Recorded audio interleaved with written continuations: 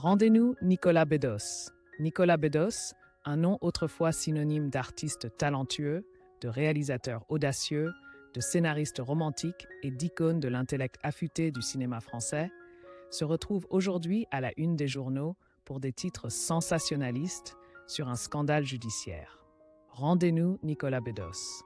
Ce n'est pas seulement un soupir de regret de ceux qui admirent son talent, mais aussi une question lancinante sur la frontière entre l'homme, l'artiste et l'homme, le citoyen, face à l'implacable mécanique de la justice. Tout commence en juin 2023, lorsqu'une femme de 25 ans porte plainte contre Nicolas Bedos. Selon son récit, après un simple échange de regards dans une boîte de nuit, le réalisateur de 45 ans se serait approché d'elle et aurait eu un geste jugé inapproprié en glissant sa main dans la zone de sa culotte sous son gant. Conséquence immédiate. Nicolas Bedos est escorté hors de l'établissement par le personnel de sécurité, puis placé en garde à vue pendant 24 heures pour être interrogé. Tout au long de l'enquête, le réalisateur nie toute agression sexuelle, admettant seulement un problème avec l'alcool. Un aveu à la fois justificatif et fragile, circonstance atténuante. Le procès s'est déroulé sous haute tension, entre témoignages à charge et plaidoyer contradictoire. Finalement, le 22 octobre, le verdict tombe. Nicolas Bedos, fils du célèbre humoriste Guy Bedos, est condamné à 1 an de prison, dont 6 mois avec sursis. De plus, il doit suivre un traitement obligatoire et son nom est inscrit au fichier des délinquants sexuels sur décision du tribunal correctionnel. Cette condamnation est comme une tâche indélébile, un poids qui hantera Nicolas Bedos pour le reste de sa vie. Même s'il purge sa peine et respecte scrupuleusement la loi, son nom restera gravé sur la liste noire de la société, où l'étiquette de délinquant sexuel pèse bien plus lourd que tous les scandales précédents. Nombre de producteurs ont discrètement annulé les projets auxquels Nicolas participait. Les contrats publicitaires et les partenariats financiers se sont retirés, redoutant un retour de bâton médiatique. Les cinémas, autrefois fiers d'afficher ces films, avancent désormais avec prudence, craignant la réaction du public. Pour un artiste qui a bâti sa carrière sur la notoriété, la confiance du public et la force de ses prises de position provocantes, cette chute n'est pas seulement une destruction d'image, mais aussi un immense point d'interrogation sur sa place future dans le monde artistique français, où la gloire et l'infamie tiennent parfois à un seul acte d'accusation. Avant que la tempête de scandales et les procès ne l'assaillent, Nicolas Bedos était l'un de ces rares personnages à avoir su imposer sa place dans de multiples domaines. Littérature, théâtre, cinéma. Il était admiré pour son humour raffiné, son art du jeu de mots unique et son style artistique à la fois libre et intellectuel. Fils de Guy Bedos, monument de l'humour français, Nicolas a très tôt baigné dans un environnement culturel imprégné de satire et de critique sociale.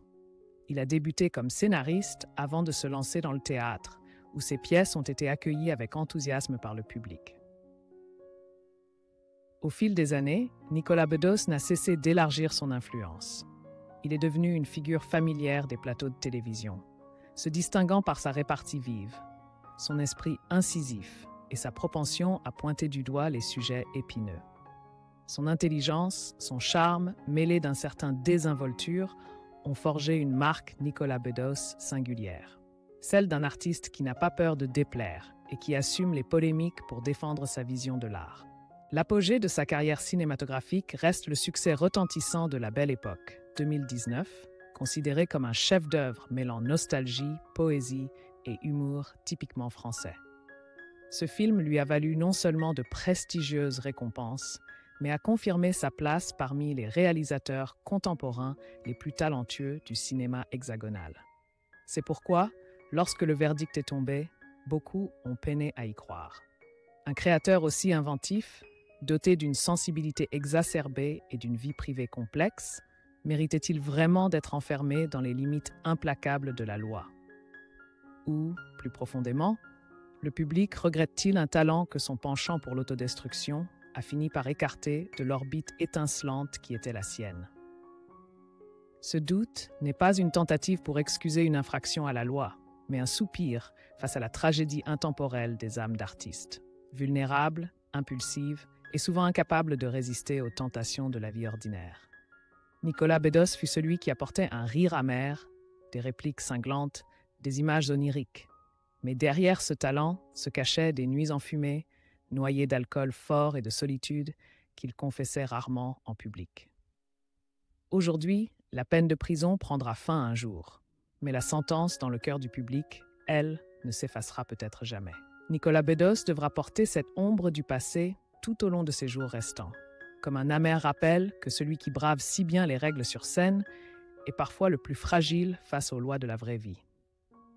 Et le public, malgré sa nostalgie, devra apprendre à accepter que la gloire et la faute ne tiennent parfois qu'à une nuit d'ivresse. À revoir ce parcours, on ne peut qu'éprouver de la peine en voyant la lumière de Nicolas Bedos peu à peu obscurcie par le scandale et une condamnation implacable. D'un artiste salué pour briser les carcans poussiéreux, il est devenu malgré lui le bouc émissaire d'une morale publique de plus en plus rigide.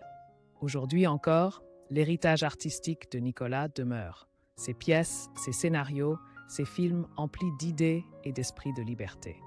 Mais l'homme qui se tenait derrière les projecteurs a-t-il encore la foi, le pardon et la clémence du public pour se relever et recommencer?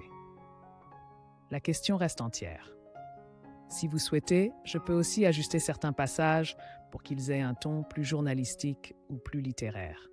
Dites-moi.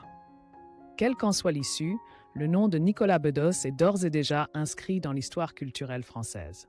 Non seulement comme un homme de génie au nombre démons, mais aussi comme un triste témoignage du revers de la médaille du succès artistique.